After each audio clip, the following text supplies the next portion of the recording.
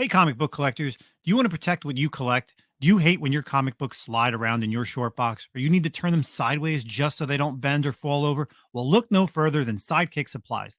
Their product fits firmly inside your comic box, so you don't need to worry. And not only is their product made in the USA, but also ships free directly to your doorstep. Check out our sponsor, Sidekick Supplies, at sidekicksupplies.com and use the code ComicCon15 for 15% off your purchase. Believe me, you'll be ordering more than one. Welcome to the one and only Comic-Con Podcast, your podcast for comic book news, reviews, and comic community drama, with your hosts, Nemesis Prime and Milton the Manimal. Are you listening? What's going on, everybody? Welcome back to the Comic-Con Podcast, Season 4, Episode 20, 420. Recording this on May the 16th. How's it going, everybody? Your boy Nemesis Prime right here. And of course, my man Milton the Manimal. What's going on, Milton? Zach? Hello? Zach? Oh, that's right.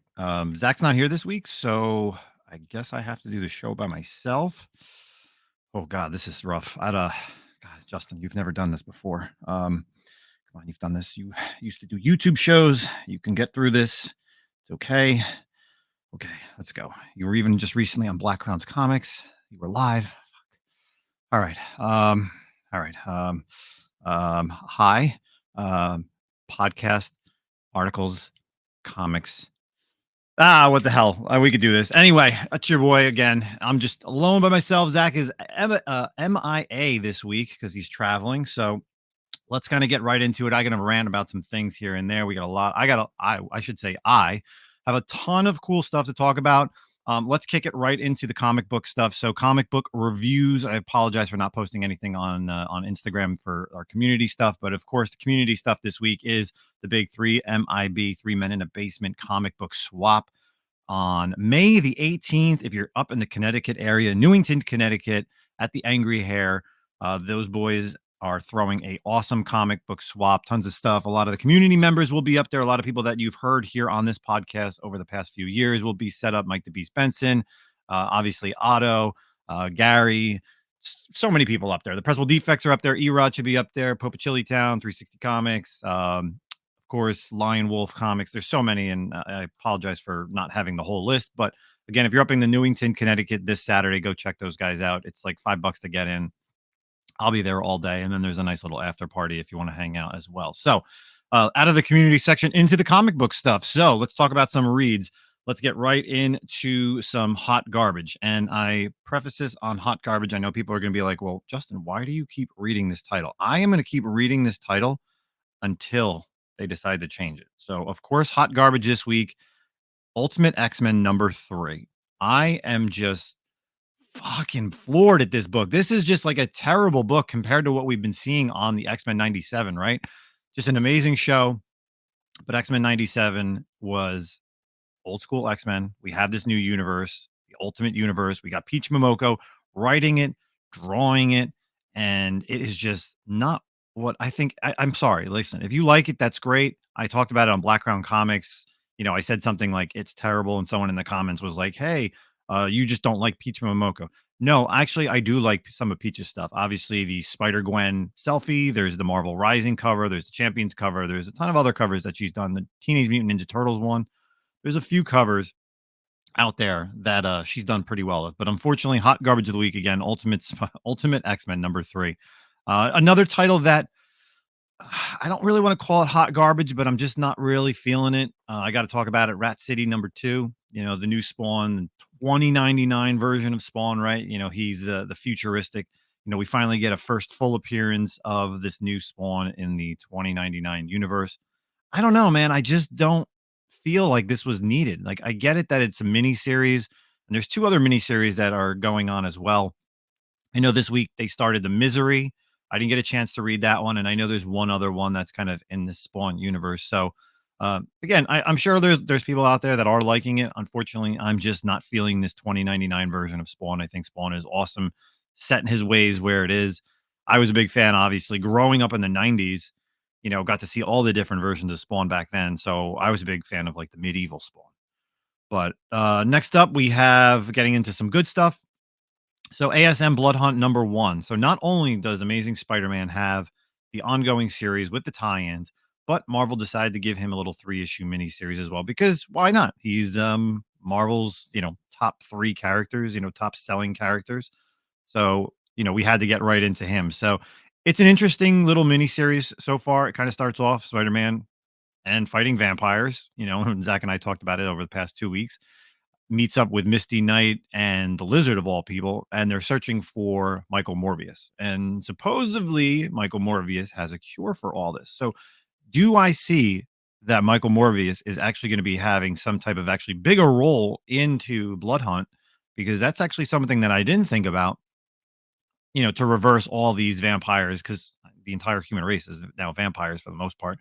What are they just going to kill off half the universe, kind of like a Thanos snap thing, but with vampires? It's going to turn out to it's going to become daylight, and all of a sudden we're going to have you know half the universe is going to be gone, or half of Earth. So another title that I'm thoroughly enjoying, the Carnage #7. Torrin, we've talked about it every month. I think either Zach or myself kind of talk about Torrin stuff. We're back to basics. We're back to Carnage, and there's just some crazy violent killings that happen in this issue. And I feel like that's almost every issue with Carnage. Carnage still battling Flash Thompson, the anti venom. We do have an appearance of Misery in there as well. So it's definitely a great read. I'm liking it, and it even kind of sets up. Carnage kind of says something that kind of sets up what we've talked about, about a month ago, the Venom Wars over the Venom Reborn universe, and then the Venom Wars over the summer. So there's some stuff that's going on in that issue, which I definitely think you should check out if you're not already reading the Carnage series. Another great title, Batman and Robin #9. I've been talking about this again every month as well. I cannot believe how they took this character with Man-Bat. Like, Man-Bat is a character that's been around since the Neil Adams era, created by him, and he was just like a mindless character. He was violent. That's another thing that they could do. They could really do a violent version of him. And then they kind of changed him in the Justice League Dark series. They kind of gave him more of a humanized side. They brought him on as a good guy. He kind of helped out. He helped Zatanna. He helped Wonder Woman for a time. And he was just, you're like, oh, maybe he's kind of turning into this anti-hero. Man, this series has really taken like a C-list Batman rogue character and put him on like a newer pedestal, I would say. Like, he is someone who has now, the ideas of the Joker level intelligence, Riddler level of intelligence, and is just absolutely an actually adversary to Batman. What he's trying to do in Gotham City. And another thing in this issue that we finally get after all this time, we have the origin of Shush. And I said it in the first issue, or even before the first issue came out, when they were like, "Oh, first appearance of Shush," and I'm like, "Oh, well, clearly it's going to be like, Thomas Elliott's daughter, or like wife or something." I'll tell you right now, it's not that. There is a reason, or there is obviously a backstory with the character, who, why she's called Shush, and what's her connections to Thomas Elliott Hush character. So, and it's interesting, and I liked it. But we finally get that. There's 2 stories that are kind of going simultaneously. You get the Batman Man-Bat stuff, and then you have Robin and Flatline dealing with like who this Hush character is, and like what her deal is in the storyline, as well as this other teacher who Damian has kind of been hunting down. So Batman and Robin #9 is another one that's up there. But pick of the week, and if you are not, and I shouldn't even say if you're not reading the series, this is a one shot. It's actually called the Giant Size One Shot, Doom. It was amazing. And I'm not a huge Doom fan, but everybody's a Doom fan, right? Like, regardless of your beliefs on Fantastic Four, Doom is Doom. It's awesome. Stanford Green writing art, as well as some other people in there. But man, it is just so cool. So storyline is, it's a one shot. So, it's all concise. He's battling Galactus. He gets destroyed by Galactus pretty much. And then time goes by. It's about, I think, 1 to 2 years in the timeline in this history. And Valeria, another kid of the Richards family, finds him and kind of tells him what has happened. And there is just some amazing panels in this that when these original art pages go up for sale, I actually may buy these Marvel panels, and I'm sure they're going to be expensive, and I'm sure they're going to sell out.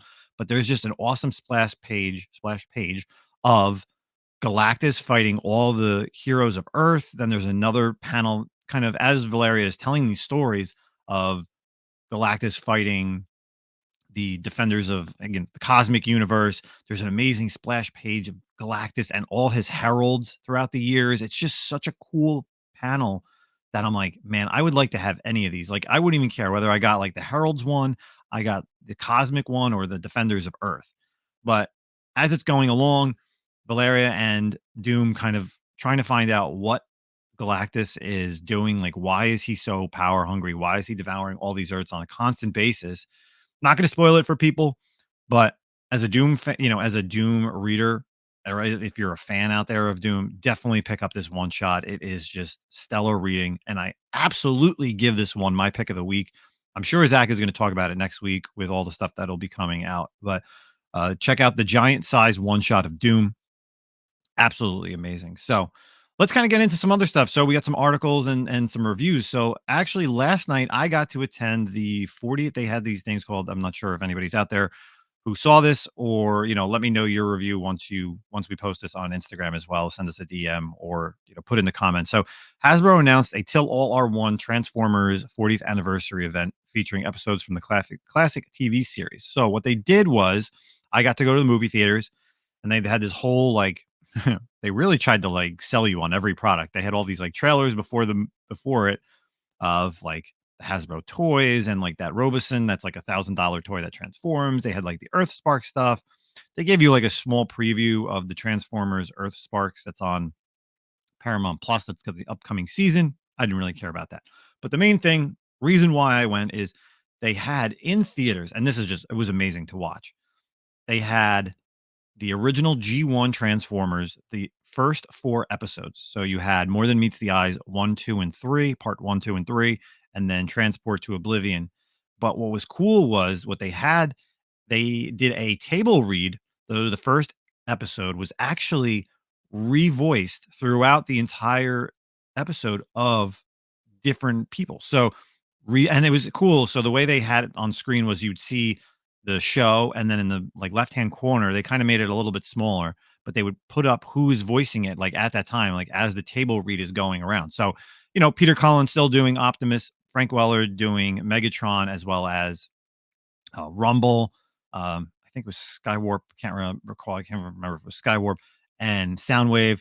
You had old people as well, like Michael Bell, who's done Prowl and Sideswipe. You had Greg Berger come in, and he did some characters. Typically, he does Grimlock, but Grimlock wasn't in the first 4 episodes. And then another character, you had Dan Givenzeni, who did Bumblebee, and he voiced some like human characters. And then there's a couple of new people that were there, for if you know what happened, there's some people that have passed away. So the gentleman who voices Starscream no longer with us, and some other characters as well. But the first full episode was completely revoiced by all these different characters. And it was cool to see, because some of them were even kind of interacting with their human counterparts. So when they were talking, you would actually see them looking at that character to kind of give, a little emotion. Because instead of just being behind a booth, the sound wall, and that's something that's different that we don't really get, that we get to see behind the scenes when they do voice actings for like movies. They're in a room, it's just themselves. But this was cool little round table. Got to see the whole first episode. And then again, second, third episode were the original voices. Nothing was changed, but it was awesome to watch it on screen, because the way the border was a like Teletran 1 looking. So it was cool 80s stuff. And then the final episode, which was Transport to Oblivion, it's just like the first appearance or first thing of when they try to get back to Cybertron, they build a space bridge. So it was cool. It was, like a 2-hour thing. The first episode is a little bit longer than, episodes 2, 3, and 4, but I enjoyed it.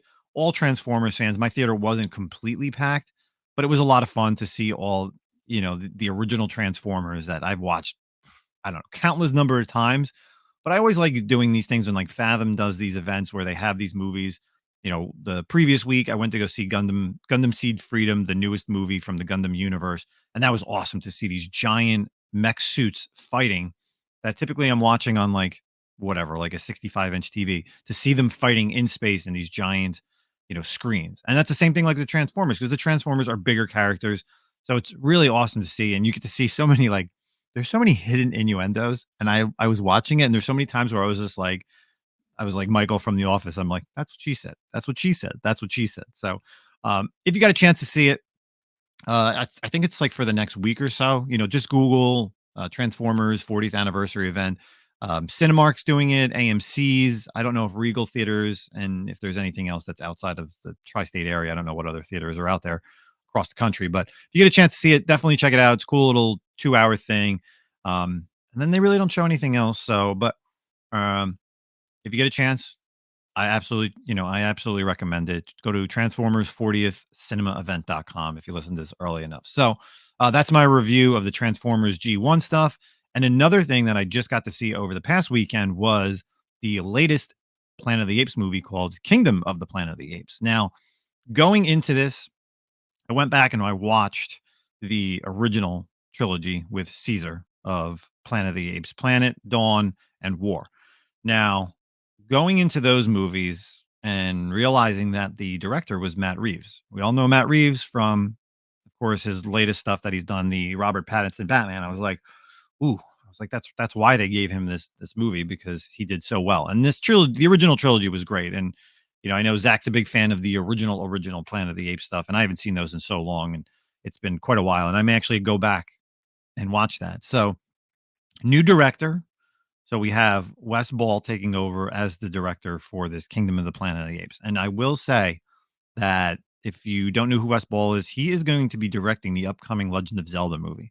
And as I watched this movie, I actually thought that I could see the main character Noah. I kind of translated the entire movie into, could I see this as a Legend of Zelda movie? Could I see Noah as Link and it being an adventure movie?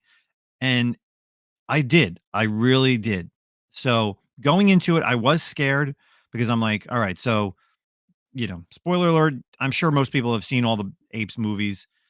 Caesar dies at the end of War of the Planet of the Apes. This movie starts off generations later. Going into this before the trailers, there was the new character Noah. And I'm thinking, all right, is Noah going to be one of Caesar's sons that survived? Or, how far into the future are we going to be? And I just found this out this week. It's like 300 years post the Caesar movies. So Noah, main character, no relation to Caesar. Movie starts off, kind of gives you a very quick background of, what happened in War of the Planet of the Apes, like him dying and his whole, you know, what happened. All the tribes kind of go into this thing. So Noah's part of this new clan called the Eagle Clan. So these apes are now getting into like clans, and the reason why they're called the Eagle Clan is because they actually breed and raise eagles to help them hunt for food. Which is, I'm like watching this, I'm like, oh, this is really cool. And it's your typical like adventure story. There's apes. There's another clan of apes. They come in, they burn his village because of something that happens, and starts his journey. He meets up with another ape called Rucka, who's almost like an elder in the ways of he's the extension of Caesar. He still not remembers, but is as the generations go down, talked about the original ways of Caesar. So apes don't kill apes, apes together strong, and then there was like one more thing that they talk about in the original trilogy that's not brought up. But it's all about compassion. It's all about the way that a the apes are different now. And then we finally get a chance to meet a human, and it's interesting because they call them Novas. They name when they find them, they name them Nova because of in War of the Planet of the Apes, the girl that's in that movie, they name her Nova after they find the Nova car emblem. But it's interesting that in this movie, what they call humans, they no longer call them humans. They actually call them echoes. And the reason why they call them echoes is because they no longer see them as much as, back in the day. So they've kind of they're either in like they're in small herds, which we've seen in the trailers, if you've seen the trailers, or they're few and far between. So I think that's really cool, kind of like a ghost thing. So that's why they call them echoes, which is interesting. We finally get to meet the main villain, and you've seen him also in the trailers. You got Proximus Caesar, awesome done by the great actor Kevin Durant. Kevin Durant has done some amazing things over the years. You know, most importantly, I would say, he's been in like the latest. I was actually going to go try to see this too. Was Abigail? I mean, you've seen him in the Strain series. He was Juggernaut in X-Men Origins. He was in Walking Tall, Revive. What else was he in? Robin Hood, and a bunch of other things. But he's an amazing actor. And I saw a little behind the scenes. He was on like Good Morning America, and him and the character actually did like live action versions of themselves as the apes, which was actually really cool. So if you get a chance, check out the Kingdom of the Planet of the Apes when you can. I don't want to go past meeting Proxus Caesar because there's a lot of things that unfold and a lot of things that will set up for future series or sequels that they can do. So I think they did a great job of forwarding the story so many years in the future so they don't touch what Matt Reeves did. There's really no connection to Caesar anymore. I'd really like to see maybe in like a sequel, kind of a descendant of Caesar, because well, he had a son that survived, and kind of just going down the line. So maybe we'll see something like that. And it's just really all, you get to see the more post-apocalyptic era of Planet of the Apes, and the just how how nature kind of takes over what we've seen, right? And we've seen that in like Last of Us, Walking Dead. If you're a video game fan, any post-apocalyptic game like Horizon Zero Dawn series, like you see all that, how just like nature takes over these cities.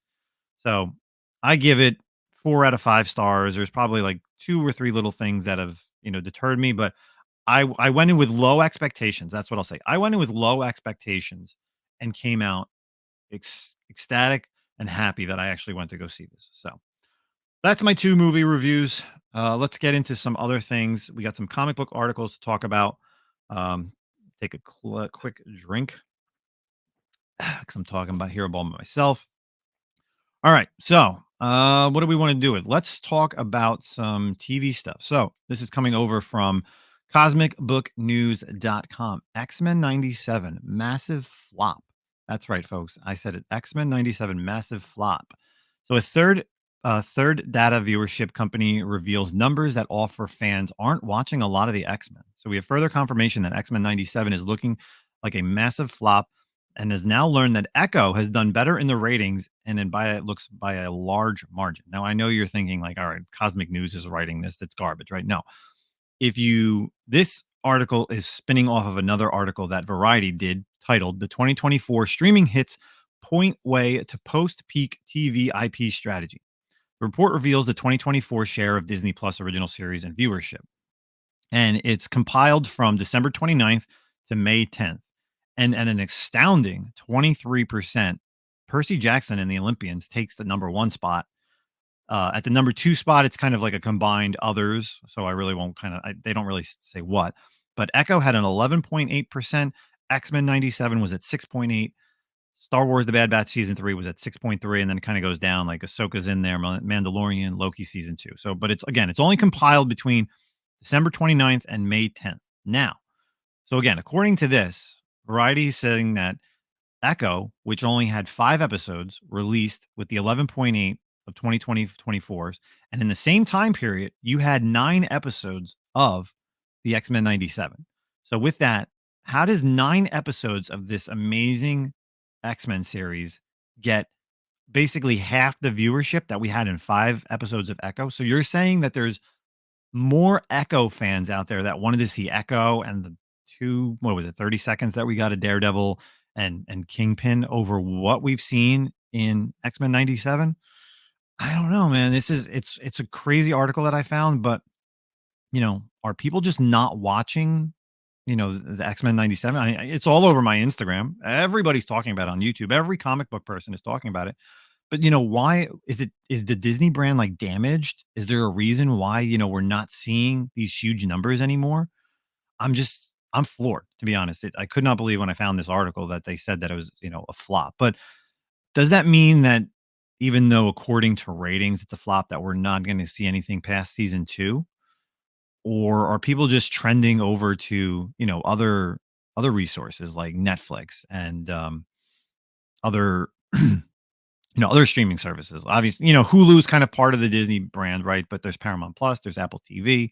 And I did have. I wish I had the other article that kind of showed what was the top 20 streaming series in the same time period for this like first almost second quarter. But yeah, it's pretty wild to think that X-Men, they're calling X-Men 97 a flop. And I know out there everybody's screaming their heads off X-Men 97 isn't a flop. No, and I don't think it's a flop. I think it's going to be great. And the final episode just aired yesterday on the 15th. Zach and I next week are 100% just going to go down and talk all reviews. We're literally doing an all review show next week, people. It's going to be Bad Batch season 3. It's going to be Tales of the Empire, and it's going to be X-Men 97. So don't expect any comic book articles. Don't expect probably any guests unless anybody wants to come on and talk about that stuff. And don't expect anything comic book related as far as our reads. So it's going to be nothing but reviews next week, and I'll most likely do a review of course, of the 3 Men in a Basement comic swap. So interesting article out there. We'll see what happens in the next time period once this other data gets compiled. But it's crazy to think that Echo would beat out X-Men 97. So let's kind of get into some comic book stuff. So another comic book / TV article over at deadline.com. This was just posted. So SyFy picks up the revival series based on comics as Resident Alien fates remain in limbo. So SyFy has given a series order to Revival, a drama based on the comic book series of the same name, for a 2025 debut. The announcement was part of SyFy's upcoming slate reveal ahead of NBCU upfront presentation on Monday. So if you're not familiar with the Revival series, it's kind of what put Tim Seeley and Mike Norton on the map. Also put Jenny Frison on the map, doing all the covers. But I don't know how I feel about this. So it's produced by the Canadian company Blue Ice Pictures. Revival is set of one of the miraculous day in rural Wisconsin when the recently deceased suddenly rise from their graves. But this is no zombie story, as the revived appear and act just like they were when local officer and single mother Dana Cypress is unexpectedly thrown into the center of a brutal murder mystery of her own. She's left to make sense of the chaos amidst a town gripped by fear and confusion, where everyone, alive or dead, is a suspect. Nobody is attached to it yet, but it did run, I think it was like 50 issues. I remember picking it up, and this was back in 2012, where I was just really getting into indies. I was reading nothing besides the Marvel stuff, the DC stuff, Transformers, and I got into Saga, and I was just like, I was like, I got to start branching off into other things. And I didn't want to get into the superhero stuff. I wanted to get into different series. So stuff like this really was awesome to read. And like they said, it is a suspect type of murder thing. But I don't know how I feel about this going on SyFy.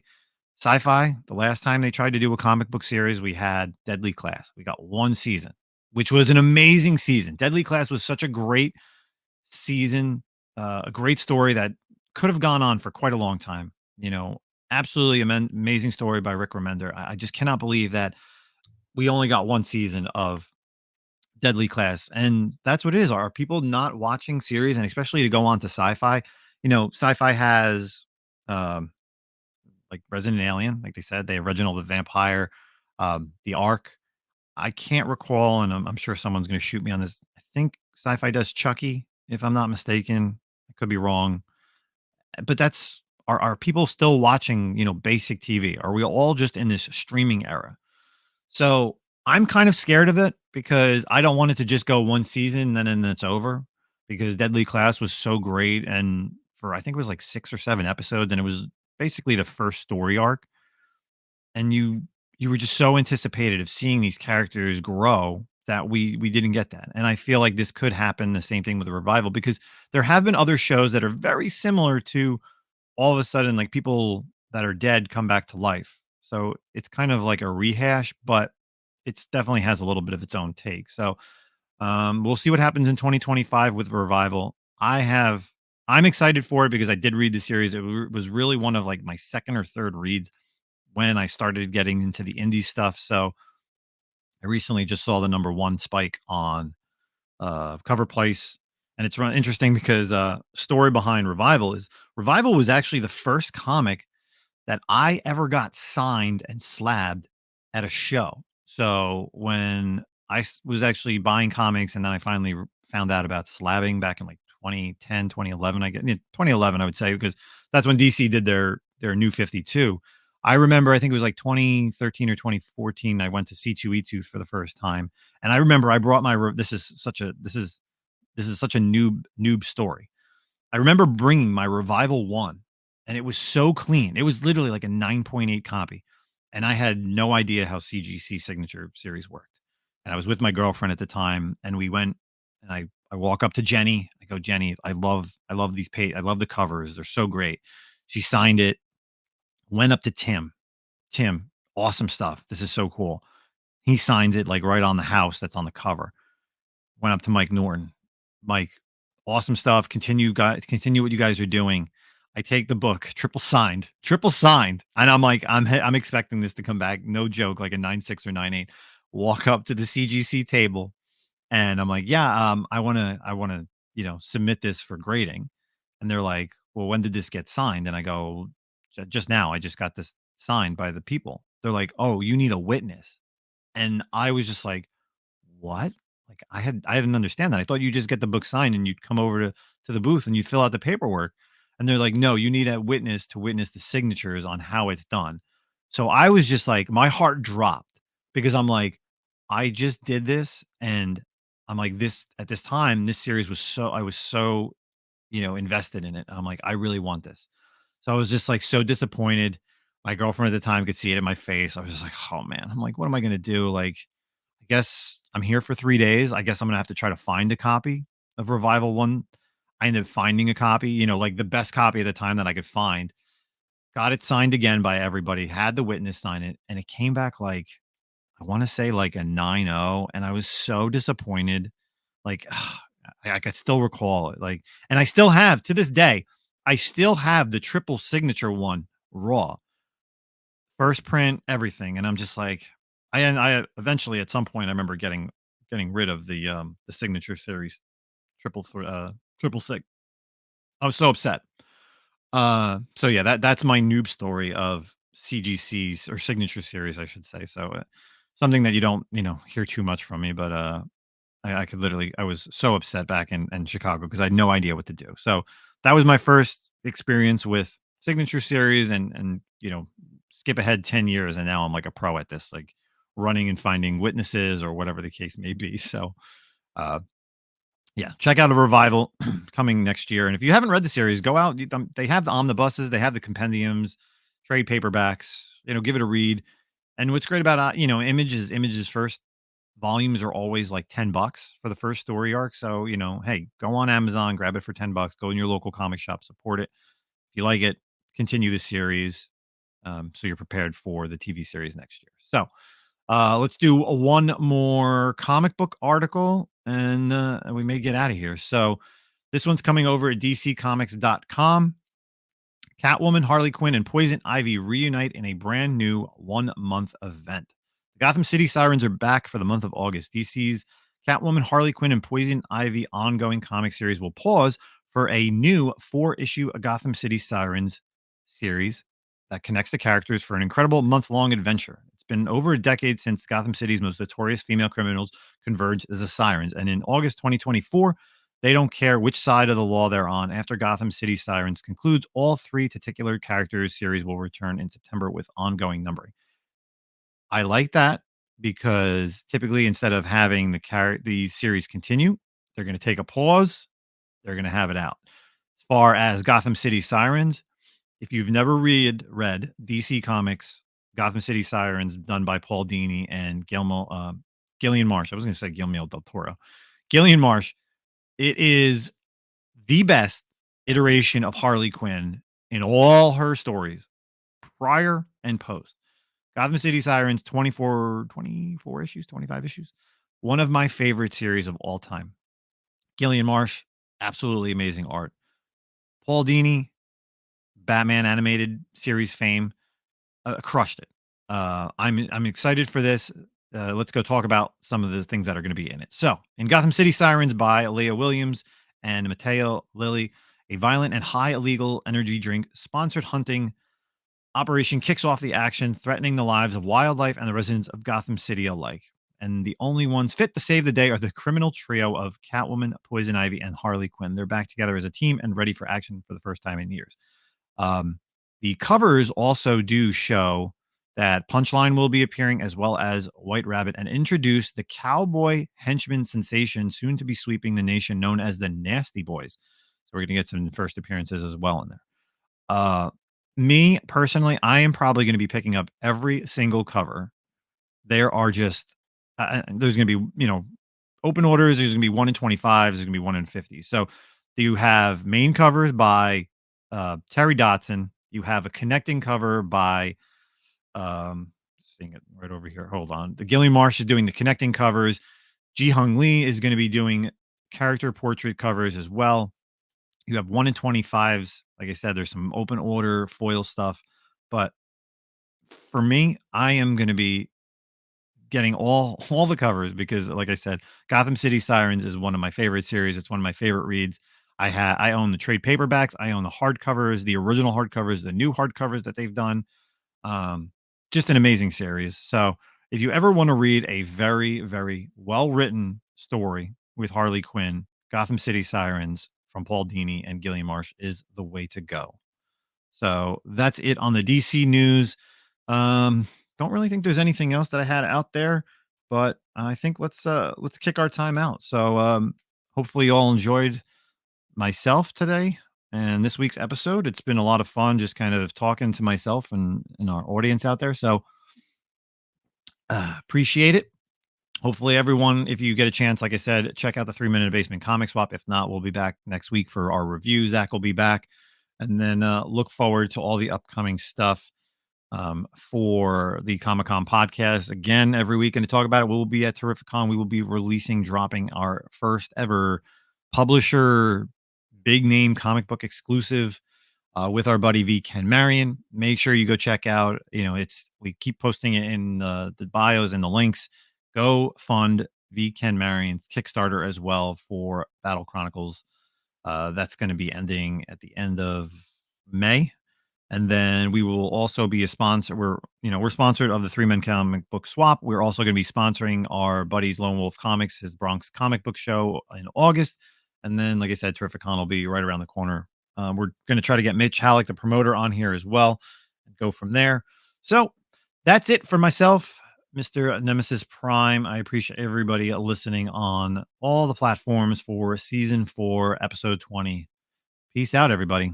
Hey, comic book collectors. Do you want to protect what you collect? Do you hate when your comic books slide around in your short box, or you need to turn them sideways just so they don't bend or fall over? Well, look no further than Sidekick Supplies. Their product fits firmly inside your comic box, so you don't need to worry. And not only is their product made in the USA, but also ships free directly to your doorstep. Check out our sponsor, Sidekick Supplies, at sidekicksupplies.com and use the code ComicCon15 for 15% off your purchase. Believe me, you'll be ordering more than one.